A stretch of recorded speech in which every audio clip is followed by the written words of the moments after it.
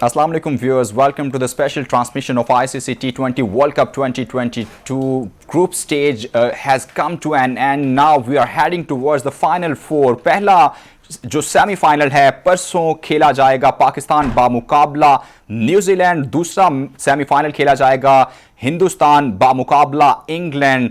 पाकिस्तान और न्यूजीलैंड के अगर बात करें तो पाकिस्तान ये 8वां वर्ल्ड कप है T20 का। पाकिस्तान छठी बार T20 वर्ल्ड कप का सेमीफाइनल खेल रहा है। I think it's a big achievement for Pakistani team as far as the T20 cricket is concern कि छठी बार 8वां ये वर्ल्ड कप चल रहा है और पाकिस्तान छठी बार सेमीफाइनलिस्ट का हिस्सा है। जबकि अगर बात करें न्यूजीलैंड की टीम की और पाकिस्तान के आपस में खेले जाने वाले मुकाबलों की तो T20 क्रिकेट में अभी तक पाकिस्तान 6 दफा T20 वर्ल्ड कप हिस्ट्री की मैं बात करना चाह रहा हूं। वर्ल्ड कप हिस्ट्री में 6 मरतबा पाकिस्तान न्यूजीलैंड के मध्य मुकाबला है, जिसमें 4 दफा पाकिस्तान ने मात दी है न्यूजीलैंड को। अगर ओवरऑल हम बात करें स्पेशली जो सेमीफाइनल्स की है तो क्रॉस फॉर्मेट मैं बात करना चाहूंगा। ओडीआई वर्ल्ड कप में और T20 वर्ल्ड कप में पाकिस्तान 3 दफा न्यूजीलैंड का सामना पाकिस्तान ने किया। सेमीज में एक दफा 1992 में हमने सेमीफाइनल उनको हराया, 1999 में भी सेमीफाइनल हमने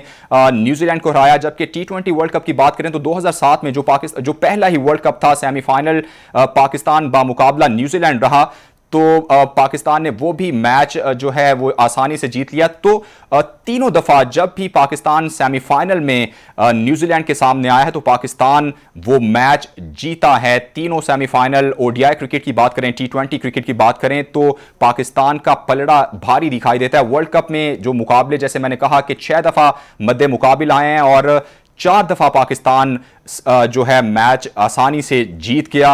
एंड डोंट फॉरगेट कि न्यूजीलैंड की अगर बात करें तो वो 2015 के ओडीआई वर्ल्ड कप की बात करें, 2019 के ओडीआई वर्ल्ड कप की बात करें, 2021 के T20 वर्ल्ड कप की बात करें तो वो तीनों वर्ल्ड कप में फाइनल खेले हुए हैं। तो क्या जो फाइनल ना जीतने की रिवायत बरकरार रखेगी न्यूजीलैंड या फिर फाइनल खेलेगी? चूंकि अभी तक न्यूजीलैंड ने कभी भी वर्ल्ड कप टाइटल अपने नाम नहीं किया। और अभी अगर बात करें चारों फाइनलिस्ट टीमों की तो चारों टीमों में से सिर्फ एक ही टीम ऐसी है जिसने अभी तक T20 वर्ल्ड कप या कोई भी वर्ल्ड कप जो है अपने नाम नहीं किया, वो न्यूजीलैंड की ही टीम है। और अगर इन न्यूजीलैंड के अलावा कोई भी टीम टाइटल जीतती है तो वो पहली टीम बन जाएगी जो गो के इससे पहले इन अपनी उनके जो एक्सपीरियंस है उसमें से दूसरा वर्ल्ड कप जीतने वाली टीम बन जाएगी। गो के इससे पहले वेस्ट इंडीज की टीम 2 वर्ल्ड कप T20 जीत चुकी है।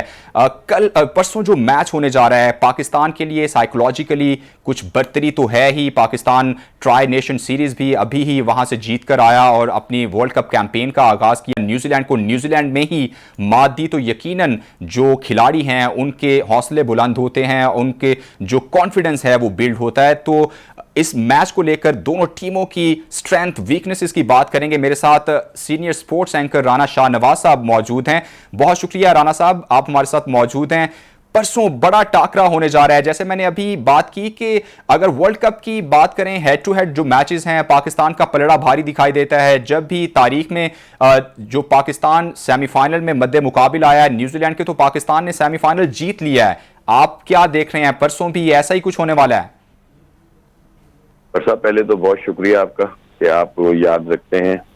फिर मैं आपकी भी तारीफ करूंगा कि जितनी डिटेल के साथ आप सब कुछ बता देते हैं, उसके बाद फिर हमारी गुंजाइश नहीं रहती कि हम भी कुछ बोलें, क्योंकि वो सब कुछ तो आप बता चुके होते हैं जिन पर हमने गुफ्तगू करनी होती है।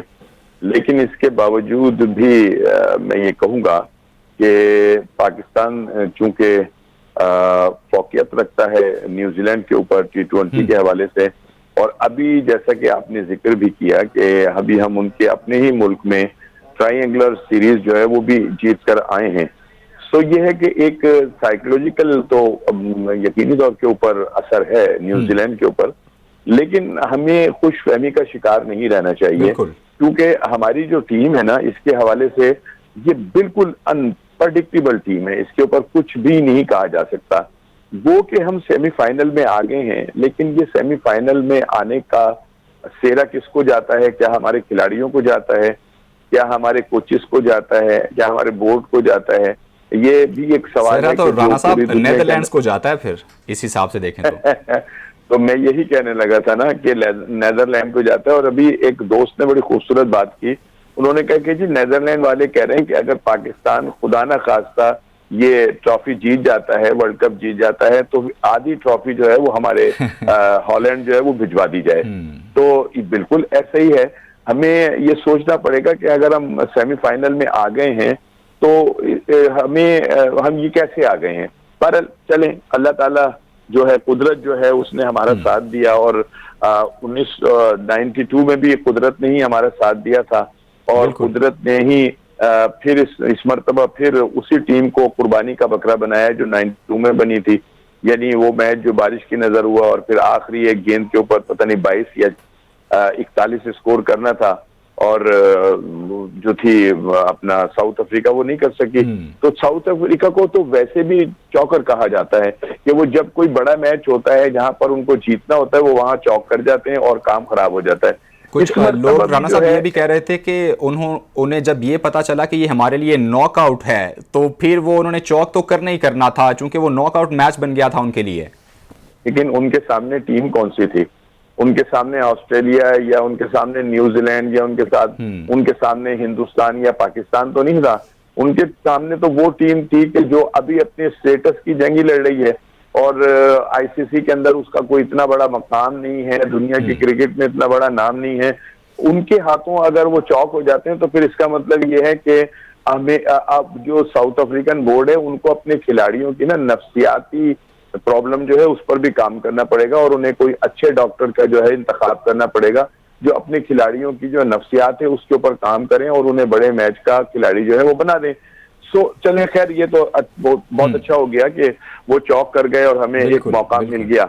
लेकिन असल चीज तो ये है कि हम अपने पूरे गिरेमान में मुंह झाँक कर डालकर देखें कि क्या हम फाइनल या सेमीफाइनल खेलने के हकदार थे, जो परफॉर्मेंस हमने दी।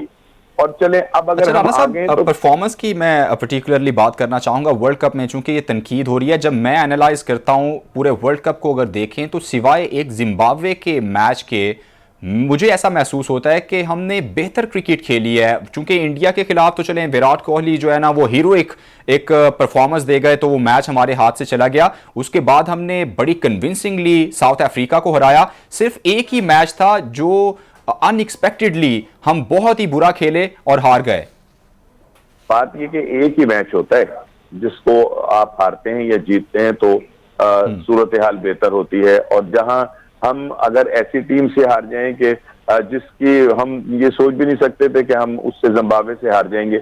और जहां तक भारत के खिलाफ मैच का ताल्लुक है तो भारत के खिलाफ आपने कहा जी कोहली की वजह से हम जो थे वो हार गए, ऐसा नहीं है। हमने वो मैच इतना फंसा लिया था और इस तरह से ले आए थे उसे कि उस पर कोई भी यकीन नहीं कर सकता था। एक दो डिसीजन जो है वो ऐसे हुए कि वो हमारे हक में नहीं गए, लेकिन इसके बावजूद भी हम जो मैच जीत सकते थे वो हमने नहीं जीते। और क्यों नहीं जीते उसमें भी बहुत सारी वजूहात हैं कि भारत के खिलाफ जो था वो हमारी बॉलिंग की जो तकसीम थी वो इतनी अच्छी नहीं थी। और जब आखिर में आपको ओवर किसी ऐसे बॉलर से कराना पड़ जाए कि जो उतना मतलब रोक ही ना सकता हो, तो फिर होता यही है कि जो हुआ है। बहरहाल खैर, अब दूसरी बात यह है कि अब हमें देखें कि हमें आगे सेमीफाइनल कैसे खेलना है। छोड़ दें सारी बातों को, जो कुछ पीछे हो गया वो हो गया, उसे भुला दें। लेकिन उन तमाम शिकस्तों और उन तमाम जीतों को सामने रखें। अभी भी आप देखें कि ये जो मैच हमने आखिरी जीता है, अगर एक या दो ओवर मजीद हमारे वो दोनों ओपनर खेल जाते तो ये मैच भी हमारे हाथ से चला जाता। ठीक है ना? क्योंकि जब आप मतलब ये कि सिर्फ अपने लिए खेल रहे हैं, अपने मुल्क के लिए नहीं खेल रहे हैं, तो फिर सूरत हाल जो है वो गंभीर ही होती है, वो खराब ही होती है। जिस तरह वो दोनों खेल रहे थे, उन्होंने वो जो 6 रन की पौने 6 रन की एवरेज थी उसको पौने 8 के ऊपर लाकर खड़ा कर दिया था। और जिस विकेट के ऊपर वो मैच हो रहा था, अगर मजीद जो है एवरेज बढ़ जाती है तो उस विकेट के ऊपर जहां पे गेंद सही तरह बल्ले पर नहीं आ रहा था वहां पर तो और मुश्किलात जो थी वो पैदा हो जाती। तो ये है कि हमें ये भी तो देखना है कि हम क्या रहे। अगर तो हमने अपने लिए खेलना और अपनी जिद पे कायम रहना तो फिर ठीक है। अब राणा साहब, जैसे आप भी कह रहे हैं कि सैमीज की हम बात करते हैं, अगले मैच में चूंकि अगर बात करें हम ओपनर्स को लेकर तो ओपनर्स कंसिस्टेंटली अब परफॉर्म नहीं कर रहे। 5 मैचेस खेले हैं वर्ल्ड कप में भी, किसी मैच में भी परफॉर्म नहीं कर सके। तो आपको लगता है कि इतने बड़े स्टेज पे जाके पाकिस्तानी टीम इतनी बड़ी तब्दीली कर सकती है, ओपनर्स को चेंज कर सकती है, और आपको लगता है कि करना चाहिए इस स्टेज पे? बिल्कुल करना चाहिए और करनी चाहिए।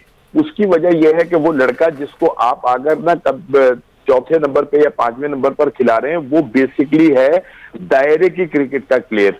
यानी जब हम अपना दायरे में खिलाड़ियों को रखते हैं ना, यानी 6 ओवर की जो होती है गेम, वो है उसका खिलाड़ी।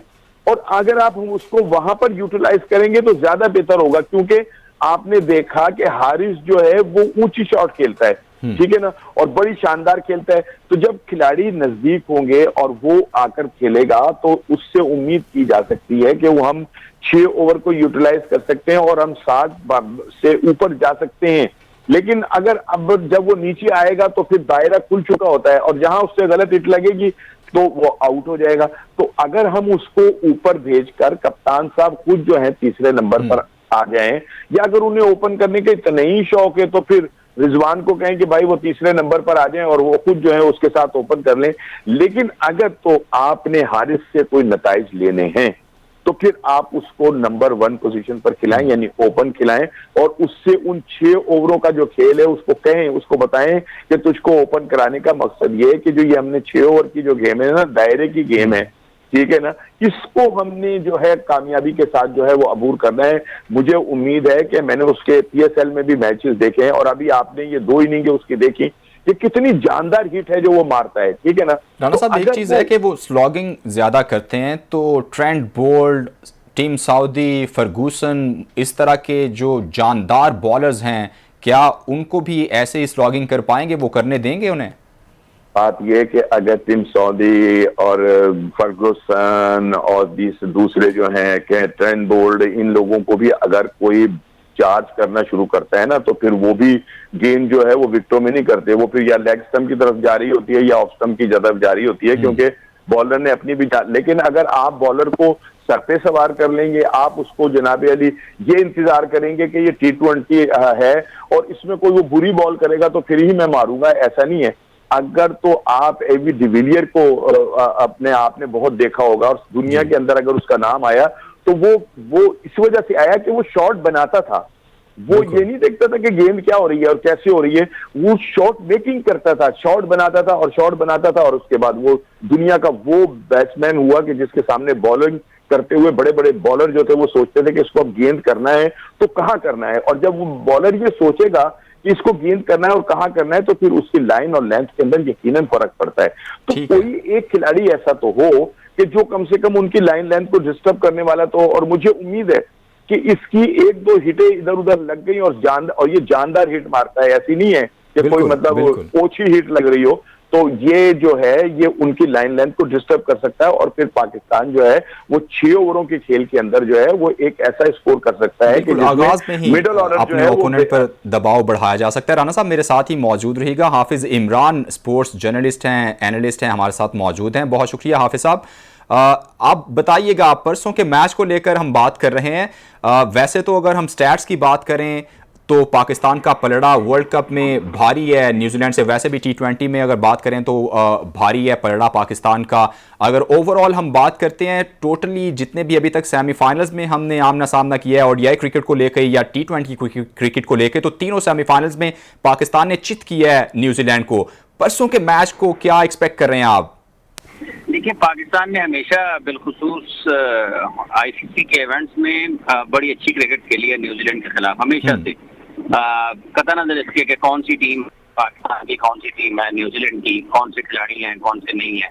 पाकिस्तान की हमेशा कारकर्दगी नताइज के एतबार से और इंफरादी कारकर्दगी के एतबार से पाकिस्तान ने को हमेशा बरती रही है न्यूजीलैंड के ऊपर, और ये एक नफसियाती चीज है जिसका पाकिस्तान को फायदा हो सकता है, और यकीनी तौर पर यही चीज दबाव में भी ला सकती है न्यूजीलैंड की टीम को। जब आप देखते हैं कि आप 92 का वर्ल्ड कप आपको याद आ जाता है, तो ये चीजें खिलाड़ियों के साथ उनके जहनों में जरूर गर्दिश कर रही है, पाकिस्तान को इसका फायदा उठाना चाहिए।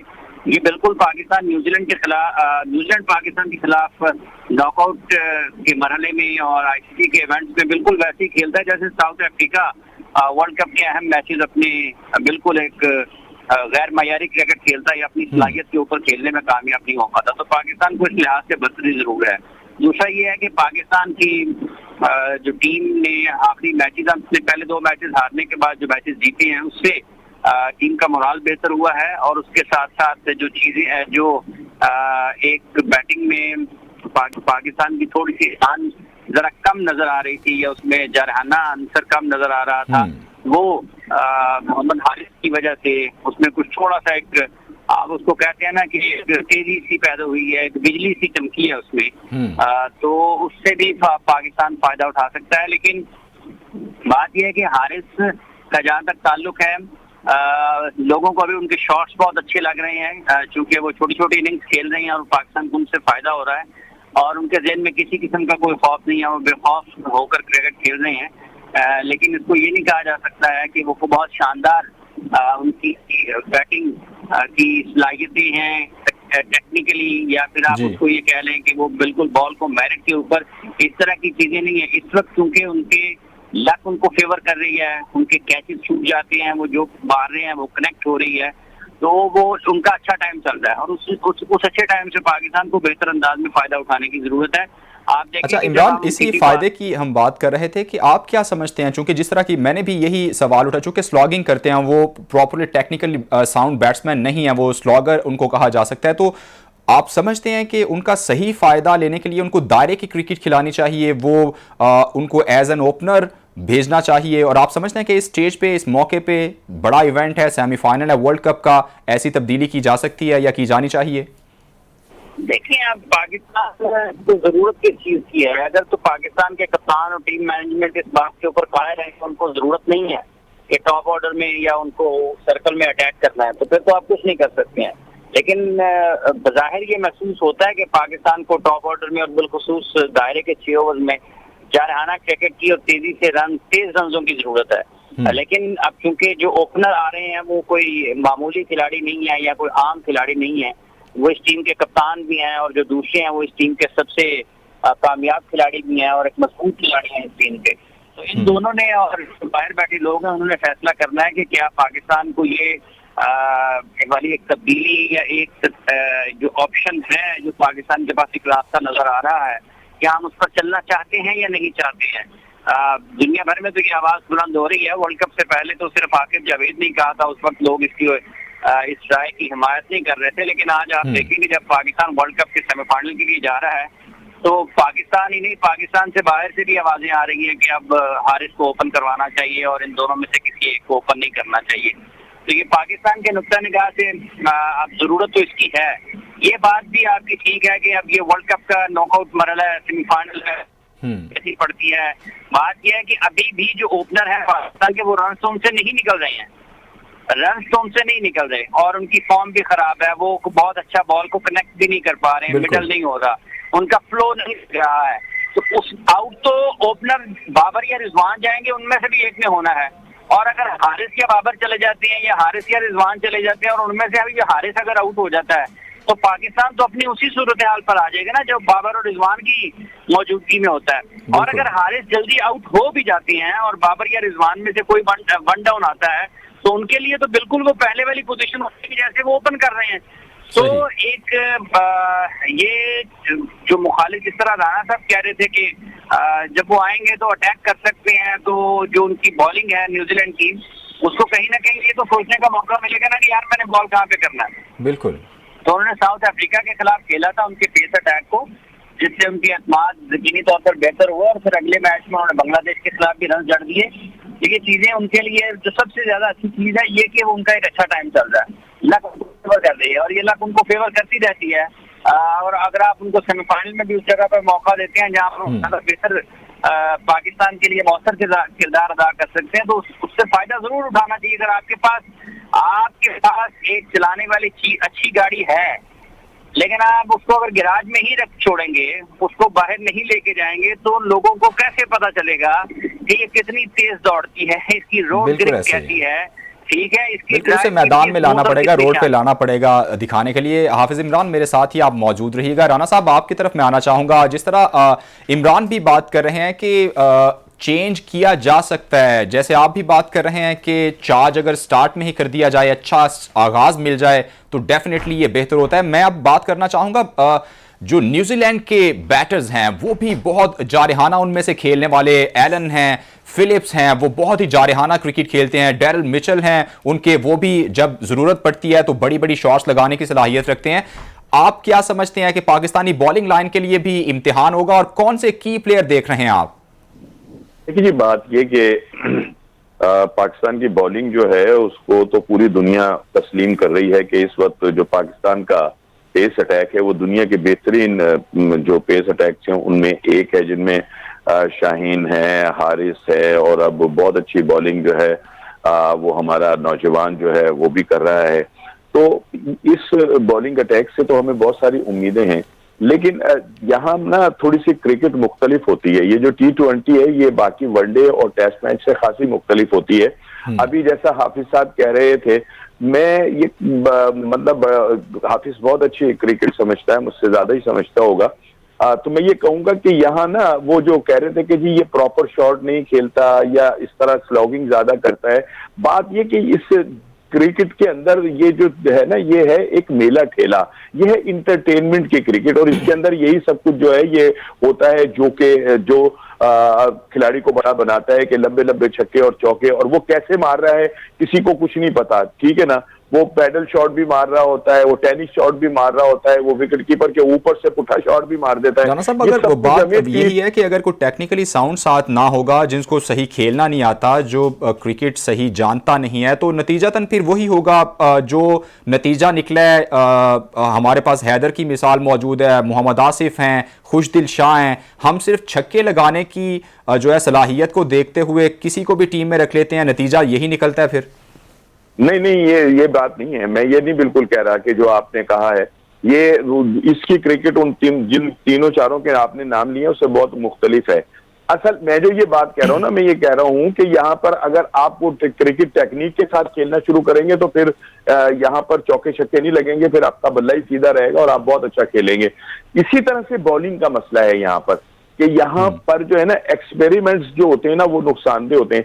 आप जब आपके सामने बड़े खिलाड़ी खेल रहे हो तो आपकी कोशिश ये होनी चाहिए कि आप उनको विद इन द स्टंप्स जो है वो गेंद करें और उनसे गलती करवाएं, बजाय ये कि आप खुद गलती कर रहे हो वो गलती करें आपको खेलते हुए और गलत शॉट खेलकर वो आउट हो। लेकिन अगर आप उनको जगह देंगे, ऑफ स्टंप से बाहर करेंगे, तो आप जितनी मर्जी जोर से आप 160 की स्पीड से आ जाएं, वो 160 नहीं 170 की स्पीड से आपको जो है वो हिट लगेगी और गेंद जो है वो बाउंड्री लाइन के अंदर चला जाएगा लोगों के पास। तो बात यह है कि जब आप जगह देंगे तो आपकी पिटाई होगी, लेकिन अगर आप विकेटों के अंदर गेंद करेंगे और ये जानते हुए करेंगे कि आपके सामने बल्लेबाज जो है वो कौन है, तो फिर मैं ये समझता हूं कि यकीनी तौर के ऊपर आप बेहतर जो है ना वो नताइज देने की पोजीशन में होंगे और आप जो हैं वो उन खिलाड़ियों को आउट भी करने, क्योंकि फिर वो गलती करेंगे, आप गलती नहीं करेंगे। अगर आप सही लाइन के ऊपर गेंद कर रहे हैं तो फिर आप बल्लेबाज से गलती करवाएंगे कि वो जगह बना के मारने की कोशिश करे या फिर वो जो भी कुछ करे, ठीक है ना। लेकिन अगर आप खुद मतलब जोर में गेंद करेंगे, जज्बे से गेंद करेंगे और फिर इधर उधर मारेंगे, तो भाई जितनी जोर से आप गेंद करेंगे उतनी जोर से हिट भी लगेगी। तो ये है कि हमारे जो बॉलर हैं आप कह रहे हैं कि बॉलिंग करनी होगी। जी ठीक है, राना शाह नवाज साहब मेरे साथ ही आप मौजूद रहिएगा, हाफिज इमरान साहब आप भी मौजूद रहिएगा। ब्रेक का मुझे कहा जाए, ब्रेक लेते हैं, ब्रेक के बाद गुफ्तगू का सिलसिला जारी रहेगा, हमारे साथ रहिए।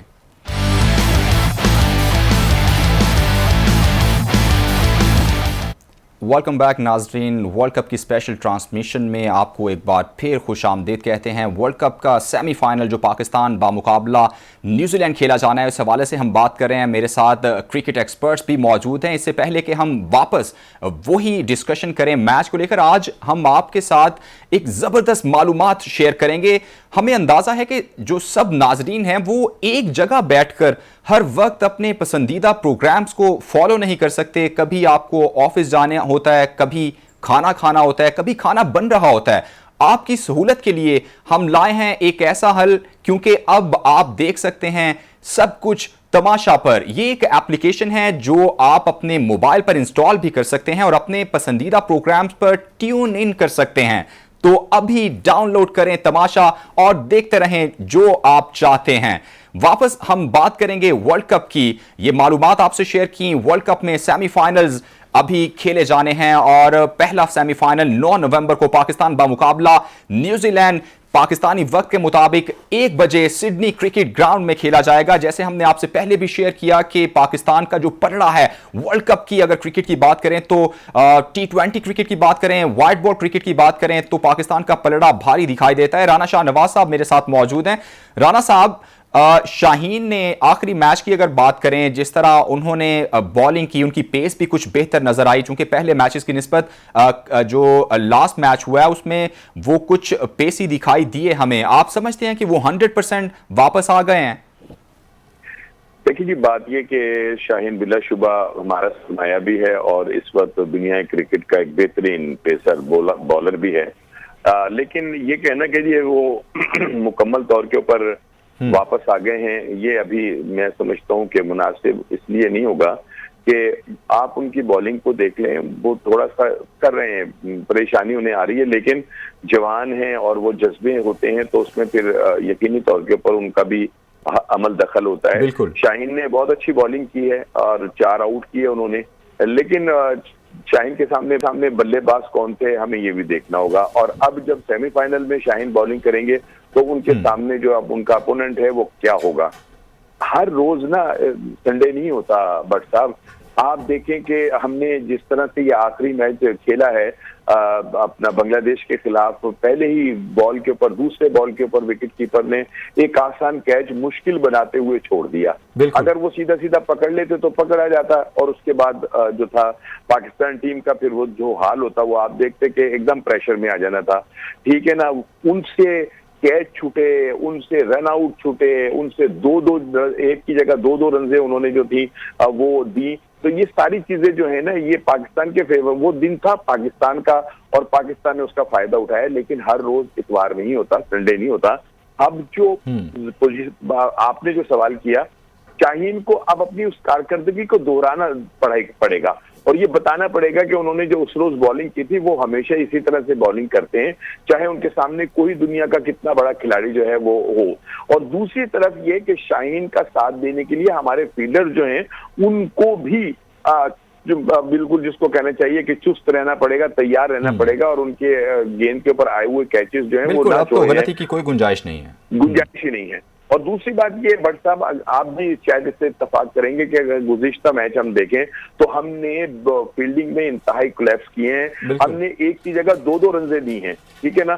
तो ये तमाम चीजें जो हैं ये अगर हमने न्यूजीलैंड के खिलाफ दोहरा दी तो फिर नुकसान ही नुकसान है और कोई फायदा, उसका कोई फायदा नहीं होगा। लिहाजा ये है कि हमें तीनों शोबों में न्यूजीलैंड के साथ मुकाबला करना होगा, वो बॉलिंग हो, वो बैटिंग हो, वो फील्डिंग हो। राना साहब, वक्त कम है, मुझे ये बताइएगा, पाकिस्तान अगर पहले बैटिंग करता है सिडनी क्रिकेट ग्राउंड में, जिसकी एवरेज जो है ना 180 प्लस वहां पे रन हो जाते हैं, पहले बैटिंग की सूरत में आप क्या समझते हैं कितना टोटल सजाना चाहिए, और अगर पहले बॉलिंग कर रहा है तो कितने में रोक लेना चाहिए न्यूजीलैंड को? देखिए जी, अगर पाकिस्तान की पहली बैटिंग आती है तो न्यूजीलैंड को कम से कम जो है वो 180 का टारगेट जो है वो हमें देना पड़ेगा हर सूरत में। फिर हमारे बॉलर जो है वो बेहतरीन बॉलिंग का मुजाहरा कर सकेंगे और खुले दिल से, खुले दिमाग से बॉलिंग कर सकेंगे। और अगर बारी आ जाती है हमारी बॉलिंग की तो फिर उन्हें हमें हर सूरत में कोशिश करनी होगी कि 160 के अंदर जो है वो आउट करें, क्योंकि जो हमारी बैटिंग के हाल है ना वो आपके सामने है। बिल्कुल, लग जाए तो तुक्का, नहीं तो फिर तीर तो है ही है। बिल्कुल, चलें, हम भी उम्मीद करते हैं। बहुत शुक्रिया राना शाह नवाज साहब, आप हमारे साथ मौजूद हैं। उम्मीद हम भी करते हैं कि पाकिस्तानी क्रिकेट टीम अच्छा परफॉर्म करे और वर्ल्ड कप फाइनल में जगह बनाए और वर्ल्ड कप ट्रॉफी भी पाकिस्तान लेकर आए। नाज़रीन, अभी तक के लिए मुझे इजाजत दीजिए, अल्लाह हाफिज।